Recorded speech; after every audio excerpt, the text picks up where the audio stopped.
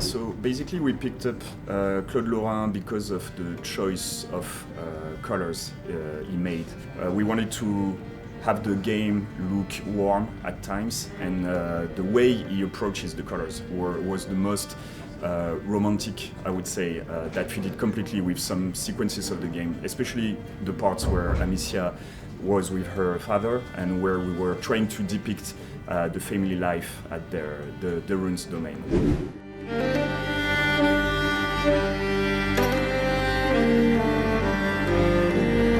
Besides Lorrain, we also picked different other artists as references, especially Bruegel and Rembrandt, because of the use of the chiaroscuro, which was also interesting because it's later than the period in which Plague is situated. It was still interesting for us to have this look from the past. And the last reference is Beksinski, who's a Polish painter.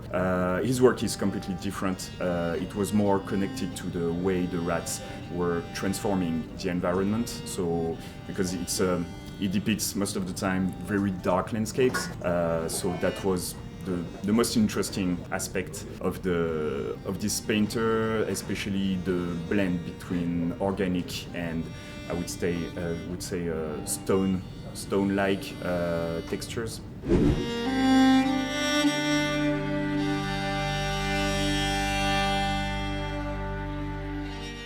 Okay, when it comes to the music, it's a bit the same thing as with the painting and the visual references. The game takes place in the 14th century, so we wanted to have textures that would fit completely with this world. And we also wanted to have a minimalistic approach of the music to depict the relationship between Amicia and Hugo, which is a very intimate relationship. So you can have very interesting textures with strings, especially when you have a very good musician such as Éric Maria Couturier, who's the guy who played the cello on the soundtrack.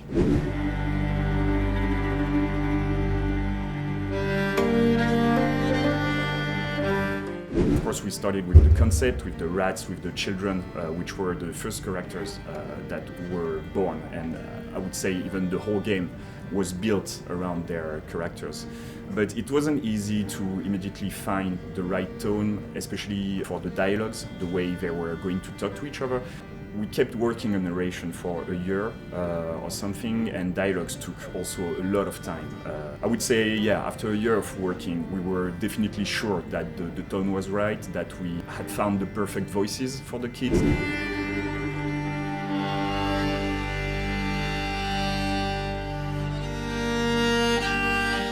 So 14th century France in the 14th century quickly appeared as the best choice for the game because, first of all, it's not a period that you see in games very often, especially in the way we wanted to show it, which was a kind of a realistic way, even though we also wanted it to be a tale.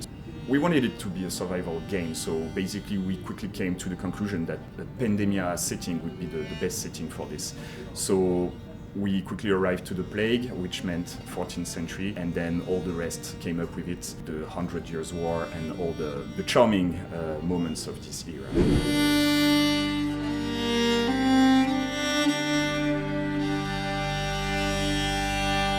The Inquisition came pretty fast, I would say, just because we needed opponents in the games. So we knew that we had the rats, which were basically an environmental threat, and which was also part of the gameplay. But we needed a more human threat to vary the different gameplay situations.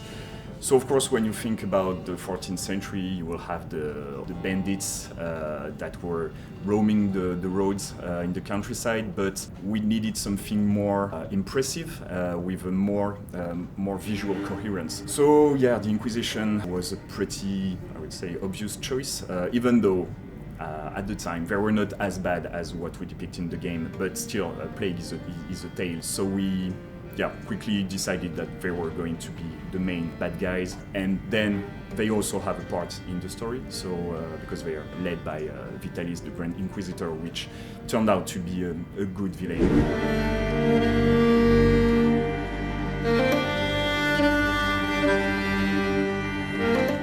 Basically, we integrated some of the historical elements in the game as themes that would bring color to our different levels.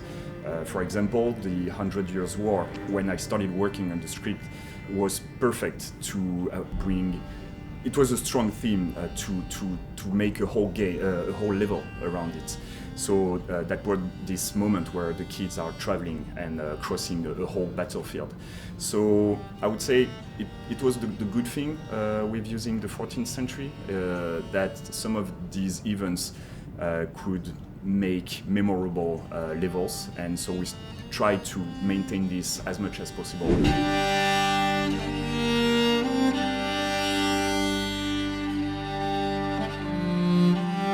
Personally, my favorite chapter is the 13th chapter. It's Penance.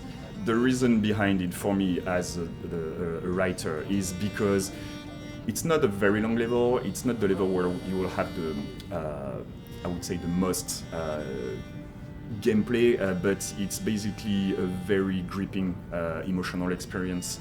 And we worked on this for months because the first version wasn't like that at all. And I remember going back to it with the game director and some of my collaborators and trying to figure out what would be the best way to bring it to life. And yeah, I think everyone brought personal elements to this level, but I think what makes it really stand out is the Amicia and Hugo's performances.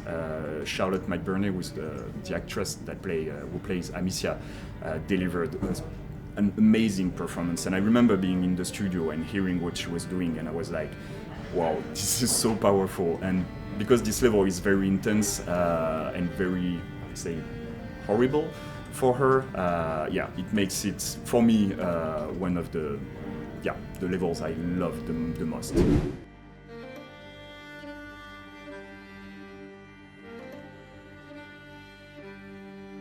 The rats are really part of the identity of the game, but they were, first of all, a technical challenge because we knew we wanted to have swarms of rats on screen, and so this was going to take a long time to develop.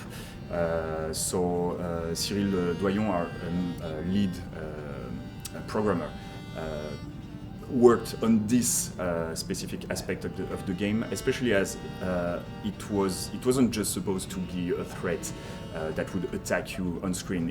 We were also going to use them as part of the gameplay, so we called it the light and shadow gameplay because the rats are afraid of the fire, of the light, and so we knew that we were going to build a specific situation with this and also use the rats against the Inquisition and the human enemies.